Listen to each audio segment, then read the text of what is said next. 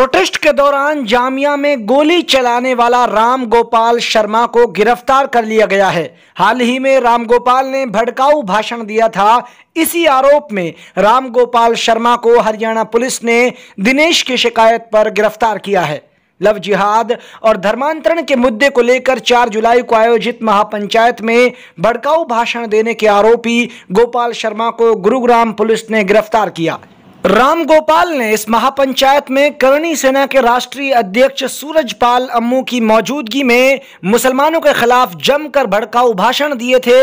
इतना ही नहीं, राम गोपाल ने सारी हदें पार करते हुए सर कलम करने और मुस्लिम महिलाओं के अपहरण तक की धमकी दी थी, जबकि वहां मौजूद किसी ने भी उसे नहीं रोका। क्राइम ब्रांच ने गोपाल शर्मा को गिरफ्तार कर कोर्ट में पेश किया।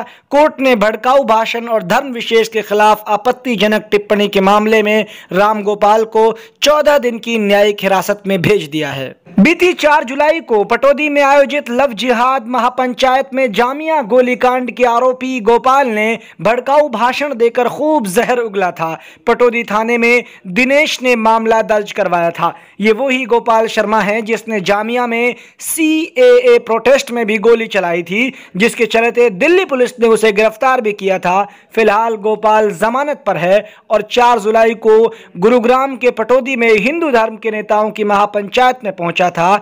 11 जुलाई को ही गोपाल के खिलाफ पटौदी थाने में मामला दर्ज हुआ और उसके बाद सोमवार 12 जुलाई को क्राइम ब्रांच ने उसे गिरफ्तार कर लिया।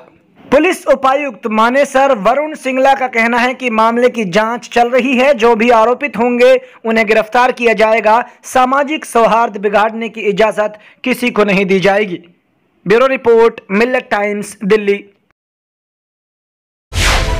मिल्लत टाइम्स को आपकी जरूरत है।